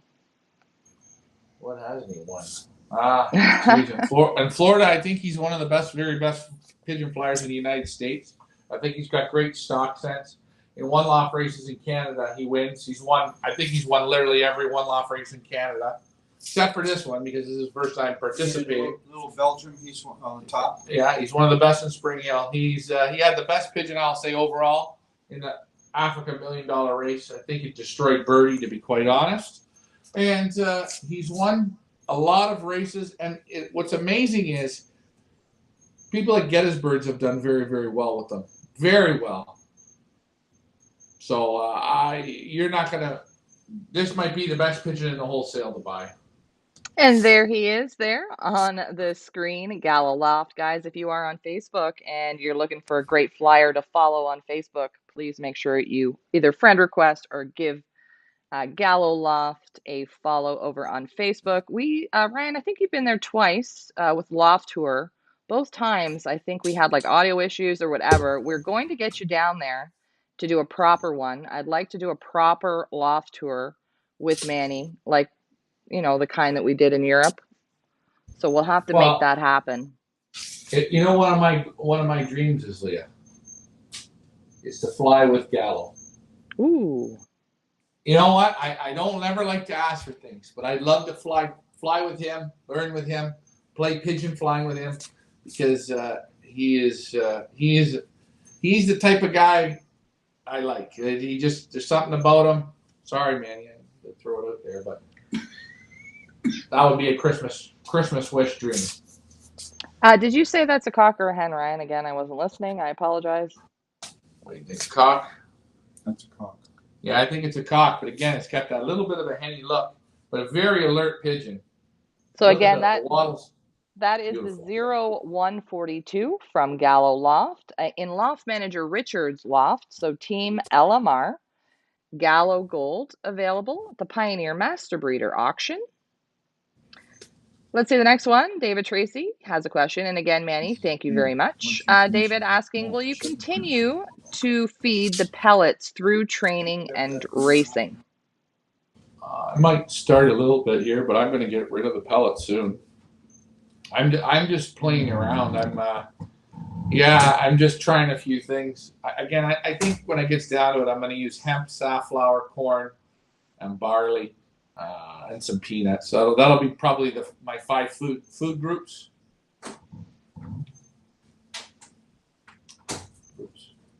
Next one up. Now this pigeon's really coming along. 17,628. 17,628. 28. Oh yes, this is from Wayne Bodwine. This is cats. Ooh. That might have to go on Team Flying Bitches. That's a nice one. Wayne, this is Wayne's third year participating at the Pioneer One Loft race. I believe both years Wayne has had great success and won some money. And always nice to have Wayne back for a third season. And I want to thank him so much for this beauty. Cats might be going on Team Flying Bitches. That's a nice one. Yeah, Wayne's done very well. Most of the times when I fly Wayne's birds, he's done well here. The first year he ever flew with us at Trifecta, I think he won about 7,000. Took the bird home the following year, a grizzle just like this one. Broke it as a yearling and won a 400-mile yearling open with it.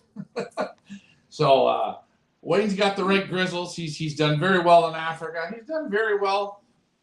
Most of the races he goes into, he finds a way. He maybe doesn't win all the money, but he takes out a little bit of money. And like real nice looking pigeon. Small And little hen. Nice. And I was going to say he's a great competitor. He's great to have part of the One Loft race. He's a great competitor. I agree with you. Nice guy. I wasn't interrupting you. I think there's a delay on this, Leah. Is it a bit delayed? Yeah, I think that's why you're getting this. Leah, remember, eh? Just like when you lose the bird's training, don't take it personally. It happens. I'm just super pumped about these auction birds. That's a real beauty. Robert Daughtry says, that's a nice grizzle. Robert, it can be yours. Pioneer Master Breeder auction, $350. Opening bid will be opening at some point this week. Keep your eyes peeled to our Facebook page, YouTube channel, and our auction site, fipa.ca or featherselitepigeonauctions.com. Very nice. Thank you very much, Wayne. Wow, so Ricky's picking them the way they are. Right, another one from Wayne Bodwine, I think. Yeah. Is this Wayne? 17-6-27. Again, from Wayne Bodwine. He gave us two to auction off. Both two, obviously, are still here. This is Wayne's World. Party Very time nice. excellent, as nice, Wayne would say. Beautiful pigeon. What team's he on? He must be on Alamar? Ricky's. Yeah. On Team Alamar. So both of Wayne's auction birds are on Team Alamar. Another beauty, Ryan. Very nice. Yeah, a little bit bigger pigeon, a little bit deeper. I like the grizzle a little bit more, but still nice pigeon. And as I said, don't need to say much about Wayne. He's got the good pigeons. He's got a lot of Eddie Grugin's background pigeons, but you guys can look up Wayne Bodwine. He flies under Calgary Boys. So whenever you see Calgary Boys, Wayne Bodwine, most of the time the birds are from him that are in there. But this is, again, checker white flight cock. A little bit deeper pigeon, strong, like a strip of bacon. And remember, guys, all these birds are already out loft flying. You seen them loft fly today when I kicked them all up. They're up there zipping around. So they're ready to start training here August the 1st. And if you purchase them, again, you're in the master breeder. You get to fly all the races. You own all the rights to the bird. You own the bird. You own the prize money that the bird wins for you. And you get to take the bird home when you're done. So it's a win-win-win. And you get to be part of the greatest one loft race in the world and the Pioneer Village.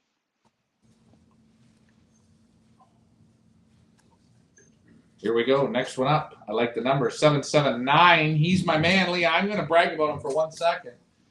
Carlos Textera. This is 779. This is from Carlos Textera. Just give the name. This is Speed Demon. Ryan, tell us about Carlos. Well, Carlos, he's a different kind of a guy. He's a hard-working guy, bricklayer, owns his own company, works hard. I mean, this guy 7 days a week. Forget that, though. He really only flies one loft races. He's won here at the Pioneer Season 1. He did fantastic. He did well at my Trifecta. He's done good at the Salem. He's done good at the Dutch Touch. He's done good everywhere he's participated in. He's very, very small loft. He has about 6 pair of pigeons. And what I can tell you from this pigeon here, about a year and a half ago, he said to me, Ryan, I need something special. And we had the Jacob Porvalit auction going on, and there was a child from Giorgio. I believe it was a hen. And this is what it's out of. And This has all the very best of the $1 Million Race bloodlines in it, the best of the Jacob Porvalite, and then Carlos's blood on the other side of it. But this is a nice longer cast, a little bit deeper, strong vents, a little bit open, but a very nice pigeon. This is one of my favorites for all around built.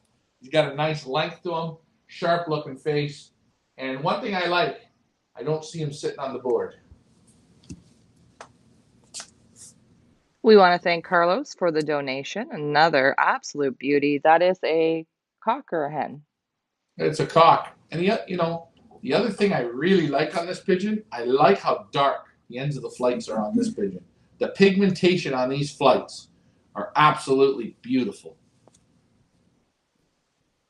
Very nice. Can be yours. Curve.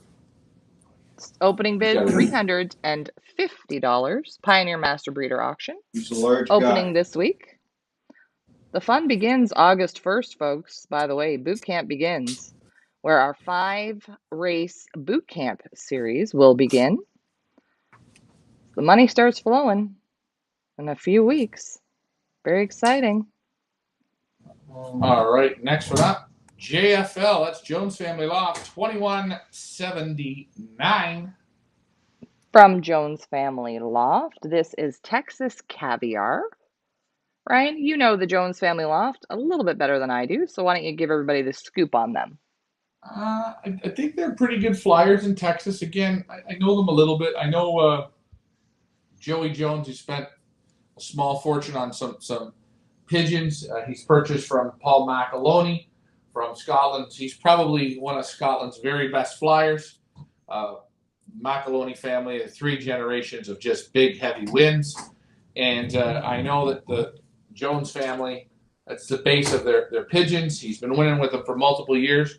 And again, it feels the same sort of feeling. Again, I would bet there's the Gabby Van Indibiel blood in them. But a nice pigeon, strong pigeon. Again, they all feel, as I say, like that strip of bacon. They're getting harder. I handled some of Richard's birds last week. They were heavy. This week, he's starting to take the weight off. Not only is he taking the weight off, but they're exercising. They're turning the weight into muscle. And this is another one of those pigeons. Again, in about 2 weeks' time, he's going to be completely cleaned up. But he darkened real good. He only dropped 1 flight. And he's equal on both wings, so that's good. Nice pigeon. We want to thank Jones Family Loft for donating Texas Caviar to our auction. Now, guys, say you already have a team and you just want to strengthen your team and you want to add another to your team, you can also bid on these auction birds. It's not just for people who don't have birds in. Anybody can bid on these. Maybe you'd like to buy one for your mother or your wife as a gift and say, look, I bought this for you so we can follow this pigeon's journey along all summer long. You never know. Many ways to get involved. There you go. This pigeon, you start to see the. Here we go. Next one up. 2 for 2, Ricky. The Siegel strikes again. 34-27. From Loft Manager Richard, this is Make 'em Cry, again from the Siegel. Ryan?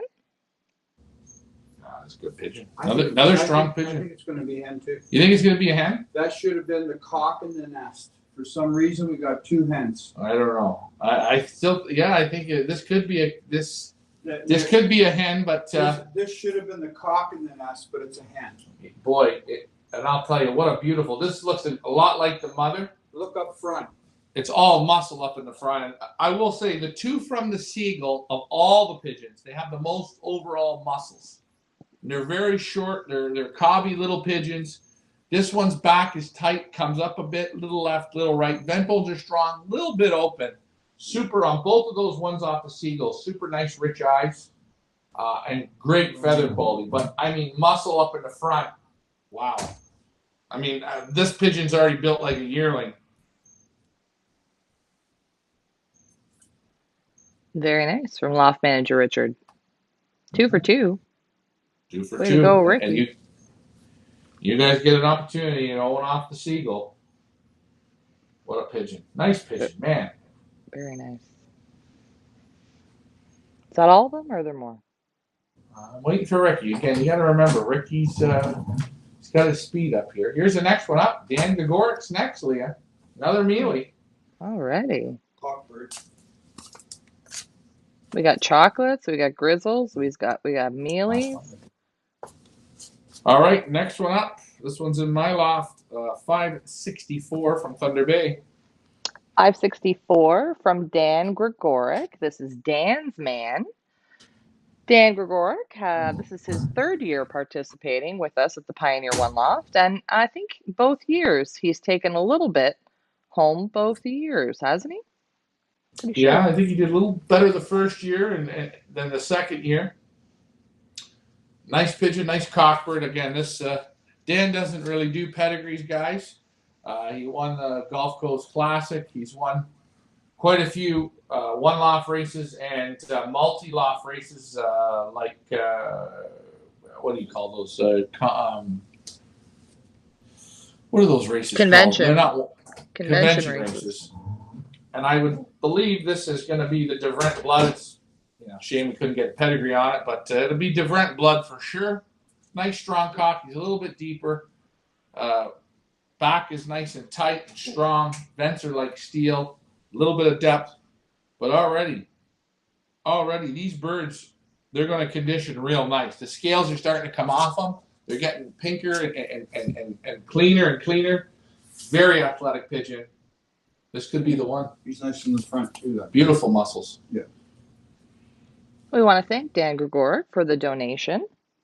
Again, that is Dan's man from Dan Gregorik. The van number is, what is it again? The 0564 on Team Ryan. Mm-hmm. Beautiful. This pigeon hasn't dropped one flight. He hasn't? No, he's dark and perfect. I don't think. I think he's on his fourth. And ladies and gentlemen, when the auction opens, we will go do an actual auction show where we will go through each bird again. We'll show its photo the way we do normally. So not to worry. This is just sort of a sneak preview of who's left. Tamarin has a question. Tamarin, Pioneer fam, if you decide to come visit South Africa, you must visit Cape Town, Pigeon Heaven. You will meet lovely and warm-hearted pigeon fanciers. We look forward to it. That would be an awesome trip of a lifetime. Yeah. Well, you know what we should do, Leah, for fun? We should get everyone to chip in, right? And we'll make a Pioneer Africa Pro team. And I'll go and document it. Yeah, maybe we should do that. There you go. I'll go document it. I'll go to Africa. I'll go for a month and a half, 2 months, and we'll you know what we'll do? And that right there, what Cameron said, that's what it's about. The one loft race is great, but man, I've heard lots of great things about the flying in Africa. Good pigeons, good pigeon people. That's what it's about. He's going to drop his fifth. And you want to know what it's really about, and the amazing thing is we're in Canada, Toronto, Canada, and we're doing this show about pigeons. And here we have Tamarin all the way in South Africa, and we're talking about pigeons and, expressing ideas and thoughts and opinions, and we're half a world away. And that's the amazing thing about this sport as well, right? It doesn't matter. You can be from opposite ends of the world, but you got one thing in common, and that's pigeon racing, and that's awesome. And another thing, no matter what you have a feeling of our race or their race or his race or hers race, regardless, the race is still the race. Whatever they train, however they do it, however I do it, however he does it, you have to have that little bit of luck to get there to finish. Someone's going to win that race. And guess what? If I had birds there, and I look at it and I'm the first place winner or I win it at the end, I don't care. Because guess what? I put up with whatever my bird has to put up with. So all the races are good. Pick what you like. Pick what you don't like. Talk about it and then it's okay. This isn't... life or death? Yeah. And again, are we all supposed to agree? It's like I'm sure there's lots of people that don't like what we do, and that's okay. That's fine. Everyone has the opinions, and that's good. And let's remember, this is a sport, a hobby. It's supposed to be fun. It is supposed to be. Remember that. So don't take yourself or it too seriously because it's not worth it. Just have fun. On that note, this has been a great show. We want to thank everybody who donated birds to our Pioneer Master Breeder auction. I think there's about 11 left. Those are some special, that's a special group. They've made it through the 9 or 10 weeks of kind of hell that we've all kind of been going through. And, they're superstars. And what an amazing opportunity to give somebody to be able to participate with those 11 pigeons. I'm super excited to get this auction underway, to show you guys the photos and have them up, and hopefully get some more people into the village. Hopefully, maybe somebody who doesn't have a bird that might be interested in activating one of these amazing 11 birds. So let's see. Let's get to the end of the comments, and then we're going to wrap this up. Premier League Pigeon DUIWE News TV on YouTube has videos on South Africa Flyers. I have watched them all. Very enjoyable. Awesome. You should post the link, Premier, and then maybe I'll post it over on our Facebook page if people want to follow along or watch. I think it's always fascinating to see how people in other areas of the world do things and race and fly and what their perspective is. I think it's interesting. So put the link in the comments and I will share it. Good night, Frank, and good night to Michael Peebler. Thank you guys so much for tuning in, for your input, for your questions, for your commentary. Another great Pioneer Monday night family show. We're here every Monday night around 8 o'clock, sometimes a little later, never any earlier, where we talk anything and everything to do with pigeons, pigeon racing, pigeon health, you name it, we talk about it. Ryan, what's on the docket tomorrow in the Pioneer Village, in case people want to know? I'm gonna try and get a hand inventory. Tomorrow's supposed to be nice weather. I'm gonna see the temperature. I'd like to get them out fairly early. I'm saying that every time. I don't know if we want to do more of a hand inventory first, or we want to do or just get them out flying. Either or, we'll figure that out. We'll have some show going on. But whatever we do, you guys will be. If we do a hand inventory, you guys will be a part of it. You'll see the birds going up and take a look. Because again, we want to just make sure we've got all the auction birds that are right. We want to make sure that all of your birds are in the system right. Because once August the 1st rolls, start planning for some money and start having some fun. And we want to know what people want to activate their birds for the master breeder. We're going to have that available as well. The sprint series, that available. The pick birds, that is available. So lots of things for you to do. Lots of games for you to play with your pigeons. And hell, you might not even want to play with your pigeons. You may want to play with other people's pigeons and win money. And that's what it's about. Having some fun, picking some pigeons. So. All right. Great show. Have a nice night, guys. Have a great week. You'll see Ryan or Loft Manager Richard tomorrow. I'm Leah. That's Ryan, Loft Manager Richard. We're from the Pioneer Racing Pigeon Club of Ontario and the Pioneer One Loft Race. Wishing you guys a great evening. See you guys tomorrow. Bye for now. Good night. Night.